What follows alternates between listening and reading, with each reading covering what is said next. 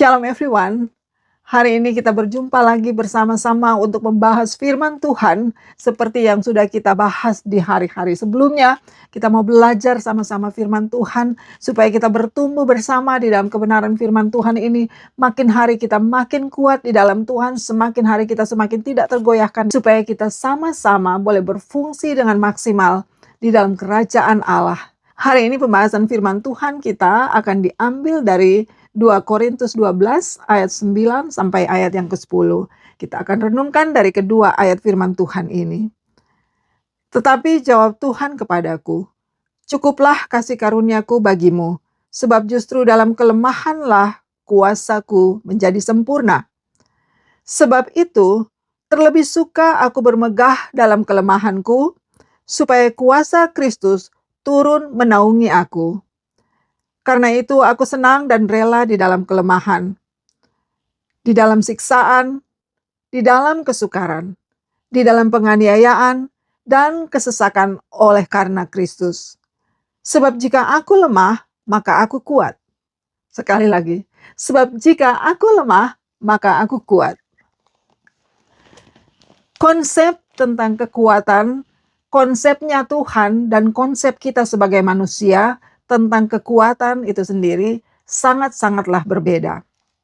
Di dalam kelemahanku, maka kekuatanku menjadi sempurna. Mungkin itu sulit untuk dimengerti. Kenapa Paulus mesti bilang bahwa jika aku lemah, maka aku kuat? Bagaimana mungkin hal itu bisa terjadi? Ini sepertinya satu ungkapan yang bertentangan satu dengan yang lainnya. Tetapi kita mau lihat, seringkali kita tidak sadar bahwa sesungguhnya kita ini tidak berdaya tanpa Tuhan. Paulus itu adalah satu orang yang sungguh dipakai Tuhan dengan luar biasa. Kekuatan Tuhan itu luar biasa ada di dalam dia. Kalau saudara perhatikan Paulus, dia banyak mengalami penderitaan di dalam pengiringannya pada Kristus. Tetapi kalau dia boleh bilang bahwa justru di dalam kelemahanku lah, disitulah kekuatanku disempurnakan Tuhan. Itu karena dia mengalami apa yang namanya berjalan bersama dengan Tuhan dan mengalami Tuhan first hand. Saya selalu bilang mengalami Tuhan first hand. Bukan second hand, bukan third hand. Jadi dengan kata lain, Paulus mengalami Tuhan bukan dari kata orang, bukan cuma dari pemberitaan orang, tetapi dia mengalami Tuhan sendiri secara pribadi. Dia mengenal Tuhan dari pengalamannya berjalan bersama-sama dengan Kristus. Sehingga dia boleh bilang, dalam kelemahanku lah, justru dalam kelemahanku lah kekuatanku disempurnakan. Bagaimana caranya? Bagaimana caranya? Apa artinya dalam kelemahanku lah kekuatanku disempurnakan? Saudara, Paulus di dalam dia mengikut Tuhan, seperti yang sudah saya katakan, kalau saudara baca benar-benar cerita tentang Paulus, dia mengalami banyak penderitaan, rupa-rupa penderitaan, saudara. Dia mengalami dicambuk berkali-kali, di penjara, dia mengalami kapal yang karam. Paulus mengalami begitu banyak pergumulan dalam hidupnya dalam ikut Tuhan. Dia pergi kemana-mana memberitakan Injil, bukan seperti saya dan saudara sekarang. Sekarang kita punya banyak fasilitas. Bayangkan saudara, sekarang kita kalau pergi memberitakan Injil, ketika saya pergi ke satu negara yang lain untuk menyampaikan firman Tuhan, untuk berbagi firman Tuhan dengan saudara-saudara kita, our brother and sister di sana, saya cuma naik ke pesawat dan sebentar sudah ada di tempat yang lain. Bayangkan, imagine, Paulus tidak seperti itu. Dia harus pergi naik kapal berlayar, dan dia juga bahkan di dalam Alkitab dikatakan dia mendanai sendiri juga. Dia cari, dia jual tenda, bikin tenda, jual tenda. Jadi Paulus itu ikut Tuhan itu sungguh-sungguh sebagai hamba. Tidak berharap sama siapa-siapa. Dan dia mengalami apa yang namanya berjuang, bergumul. Dia mengalami apa yang namanya mengalami kesengsaraan ketika dia harus mengikut Tuhan. Tetapi kita tidak melihat Paulus bersungut-sungut. Kalau kita perhatikan, mungkin lain waktu kita bisa baca lagi di bagian lain. Tapi kalau saudara secara singkat saya mengatakan, Paulus di tengah-tengah penderitaannya pun dia tidak pernah minta Tuhan melepaskan dia dari penderitaannya. Karena itu waktu dia bilang di sini bahwa dalam kelemahanku lah, maka disitulah kekuatanku menjadi sempurna. Saya percaya, saudara. Saya bisa percaya karena saya melihat dari sejarah perjalanan Paulus. sekalipun di tengah penderitaan, di penjara, dia tidak pernah berdoa, dia bilang, "Tuhan, cepat-cepat lepaskan aku dari sini." Saya percaya kalau itu saya dan saudara kita akan berkata seperti itu. Kalau saya, ya saya akan minta Tuhan, bawa aku keluar dari penjara ini, bawa aku keluar dari penderitaan ini. Tetapi Paulus tidak. Dia sehingga ketika dia bilang di sini bahwa dia rela, dia rela, dia merasa cukup, nggak apa-apa. Dia tidak merasa kekurangan sekalipun ketika dia ada di tengah-tengah kesulitannya. Bahkan dalam bahasa Indonesia di sini dikatakan bahwa aku terlebih suka bermegah dalam kelemahanku. Di sini dia bilang apa? Bahwa aku senang dan rela dalam kelemahan, dalam siksaan, dalam kesukaran, dalam penganiayaan, dan kesesakan oleh karena Kristus. Coba, siapa di antara saudara, siapa di antara kita yang pernah bilang, aku senang dan rela. Rela dicerca orang, rela ditolak orang.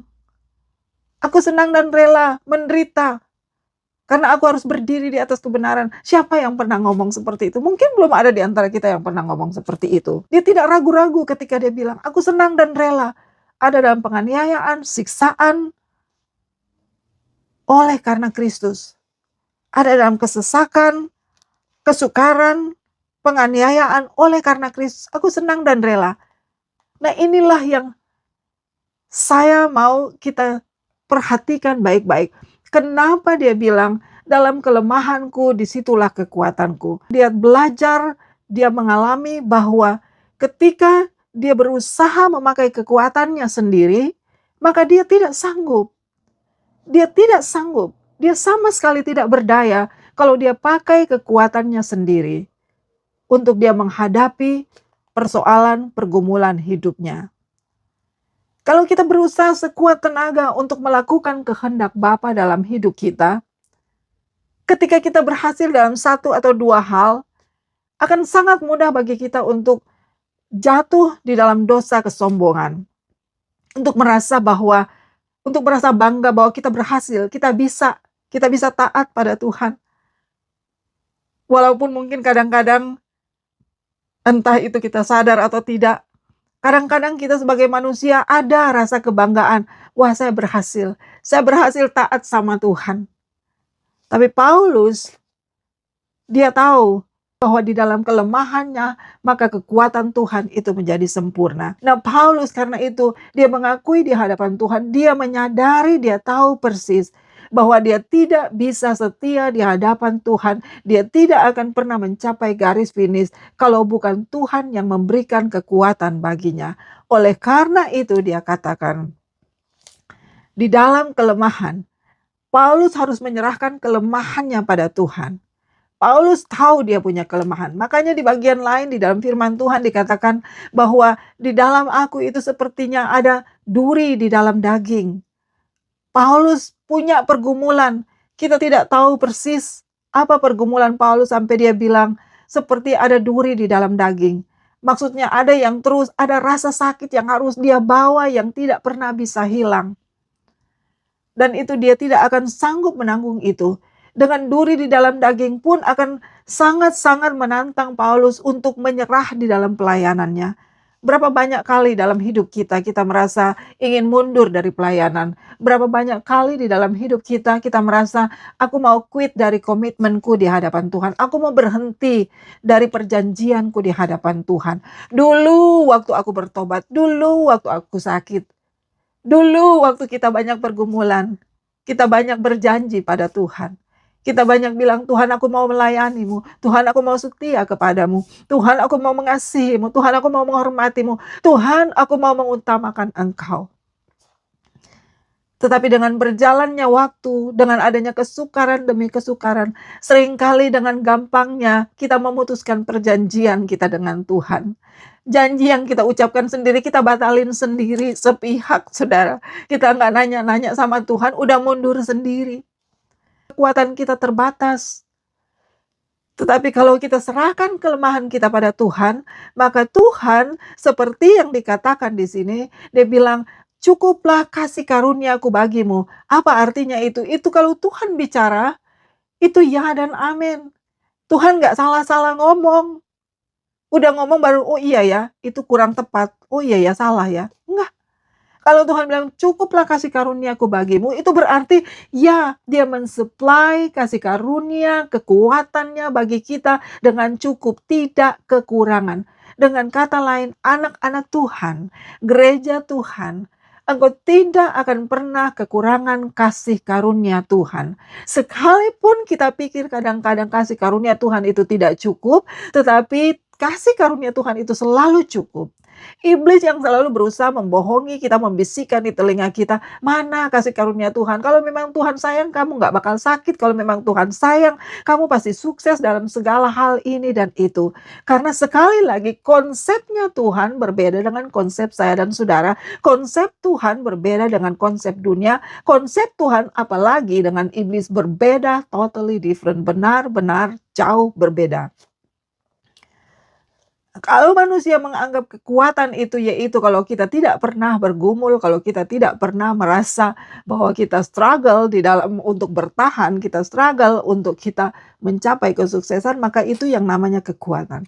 Tetapi di dalam Tuhan kekuatan yaitu ketika kita dalam kelemahan dan kita melihat kebesaran Tuhan di-apply di dalam kehidupan kita.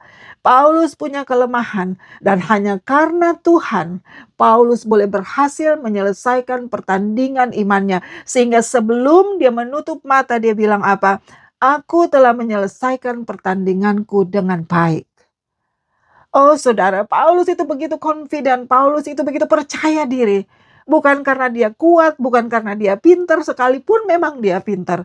Tetapi dia kepercayaan dirinya tidak datang dari kepintarannya, tidak datang dari kekuatannya, tidak datang dari pengalamannya yang banyak dipakai Tuhan secara luar biasa. Bahkan dia bilang dia pernah dibawa Tuhan ke surga. Itu keyakinannya, kekuatannya, kepercayaan dirinya, keyakinannya, bukan datang dari semua itu. Tetapi semua keyakinan dia percaya diri, dia sungguh-sungguh yakin dengan apa yang dia jalani dan tujuan yang dia tuju. Karena dia mengalami Tuhan mensuplai kekuatan demi kekuatan. Dia tidak pernah kekurangan kasih karunia Tuhan. Saya percaya itu alasannya kenapa Paulus tidak pernah berkeluh kesah ketika dia menderita. Paulus tidak pernah berdoa bilang, "Tuhan lepaskan aku dari penderitaan ini." Saya baca cerita tentang Paulus, sejarah Paulus. Saya tidak pernah melihat Paulus bilang, "Tuhan, sudah nggak tahan. Bebaskan aku dari penjara ini." Kenapa aku di penjara? Paulus dia tidak bersalah. Dia di penjara bukan karena dia menganiaya orang Kristen. Saudara tahu bersama bahwa Paulus itu awalnya adalah penganiaya pengikut Kristus. Dia yang membantai pengikut Kristus. Dia yang memimpin ketika Stefanus dibunuh, dirajam dengan batu dan mati martir. Itu di bawah pimpinan Paulus. Tetapi ketika dia di penjara untuk firman Tuhan, karena dia memberitakan firman Tuhan, dia tidak pernah bilang, "Tuhan, kenapa aku di penjara? Dulu aku jahat, aku nggak pernah di penjara. Sekarang aku melayani Tuhan. Aku mengorbankan segala sesuatu. Aku tinggalkan segala sesuatu untuk ikut Tuhan. Kenapa Tuhan kau biarkan aku di penjara?" Paulus tidak pernah berkata seperti itu. Karena apa? Karena kekuatan ilahi itu di-apply di dalam dia. Makanya dia bisa bilang, "Dalam kelemahanku disitulah terletak kekuatanku. Ketika aku lemah, ketika aku tidak berdaya, disitulah ada kekuatan yang sempurna di dalamku." Dari mana kekuatan yang sempurna itu? Dari Tuhan. Itu saudara tidak bisa dapat dari siapa-siapa. Kita tidak bisa terima dari siapa-siapa. Kita cuma bisa terima dari Tuhan. Kekuatan yang sempurna itu cuma bisa kita terima dari Tuhan. Kalau saudara perhatikan dalam perjanjian lama, para pemimpin-pemimpin di perjanjian lama ada banyak kali mereka harus terus mengurangi tentaranya, terus mengurangi tentaranya. Tuhan bilang, "Kurangi tentaramu, kurangi tentaramu, kurangi tentaramu." Supaya apa? Supaya mereka bersandar pada Tuhan, bukan bersandar pada jumlah tentara. Nah, itu yang sementara Tuhan ajarkan bagi saya dan saudara. bahwa kita sebagai gereja Tuhan, kita akan mengalami pergumulan. Anak-anak Tuhan, tidak ada garansi saya dan saudara nggak akan pernah sakit sampai kita pulang ke rumah Bapa, kita nggak pernah mati, kita diangkat naik ke surga. Tidak ada yang menggaranti kita seperti itu. Kita akan mengalami sakit, kita akan mengalami pergumulan. Ya, karena kita masih hidup di dalam dunia. This is a broken world. Ini dunia, ini kehidupan dunia yang belum disempurnakan. Dan kita masih akan mengalami pergumulan demi pergumulan. Tetapi yang membedakan kita dengan dunia ini, kita adalah orang yang mengalami pergumulan demi pergumulan dengan kekuatan yang terus-menerus disuplai, yang tidak berkesudahan, yang tidak pernah berkekurangan. Kekuatan itu, kasih karunia Tuhan, itulah kekuatan saya dan saudara. Dan itu selalu dia katakan, cukuplah kasih karuniaku bagimu. Dengan kata lain dia bilang, aku tidak pernah berhenti mensuplai kasih karuniaku bagi gereja Tuhan, bagi anak-anak Tuhan yang mau belajar mengikut Tuhan, yang bukan cuma bicara tentang firman Tuhan, tetapi berjalan dalam ketaatan demi ketaatan, berjalan dari kemuliaan yang satu pada kemuliaan yang lain, karena ada kasih karunia Tuhan di dalam kita. Kalau saudara melihat ada orang yang sakit, 2 orang punya sakit sama-sama penyakit serius, ada satu yang bisa sukacita, mungkin saudara boleh cek dengan orang itu. Kekuatan yang seperti itu cuma bisa datang daripada Tuhan. Dunia tidak memberikan kekuatan seperti itu. Dunia tidak mensuplai kekuatan yang seperti itu. Hanya Bapa di surga yang mensuplai kekuatan seperti itu.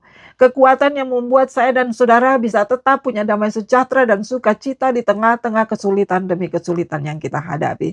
Kekuatan yang membuat saudara dan saya boleh tetap mengangkat tangan tinggi-tinggi dan berkata, Tuhan Yesus baik, sekalipun kita sementara ada di lembah air mata.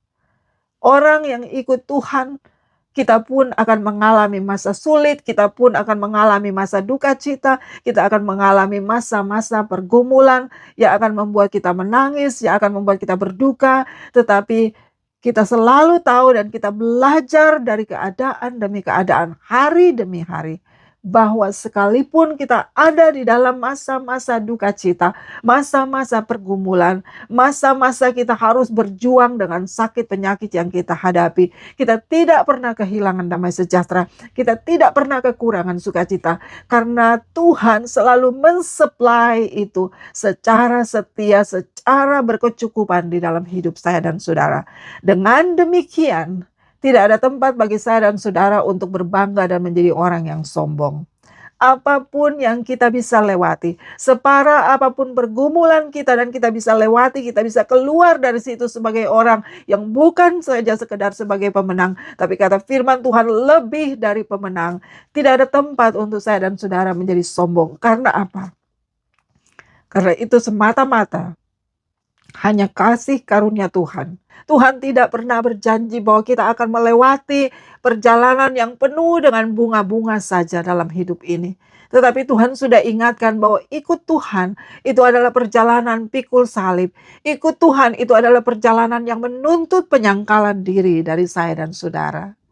Dan saya percaya ada banyak di antara saudara yang selama ini sudah setia. Tetapi hari ini Tuhan mengingatkan kita.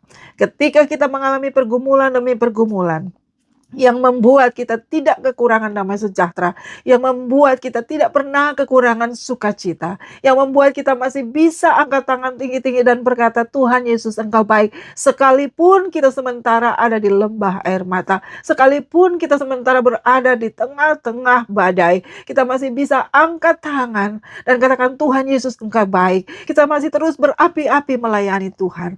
Itu semata-mata karena kasih karunia Tuhan yang tidak pernah berkekurangan di dalam kita. Sehingga bukan hanya Paulus, tapi saudara dan saya pun bisa sama-sama berkata, dalam kelemahanlah di situ kekuatanku disempurnakan. Di dalam kelemahan aku tidak keberatan. Ketika aku mengalami masalah-masalah pergumulan demi pergumulan. Ketika aku mengalami tantangan demi tantangan. Ketika perjalananku ikut Tuhan, melayani Tuhan. Mengalami masa yang paling sulit sekalipun. Aku tetap bersuka cita. Karena aku melihat dari situ, aku mengalami Tuhan, aku mengalami janji Tuhan yang berkata, "Cukuplah kasih karuniaku bagimu." Karena di dalam kelemahanlah, disitulah kekuatanku menjadi sempurna. Bukan karena aku kuat, bukan karena aku lebih baik dari orang lain, tetapi semata-mata karena janji Tuhan, penyertaan Tuhan itu sempurna. Janji Tuhan itu ya dan amin. Sekali-kali dia tidak pernah meninggalkan aku. Dan itu satu-satunya yang membuat aku boleh berkata, di dalam kelemahanku lah, disitulah kekuatanku disempurnakan. Tuhan Yesus memberkati.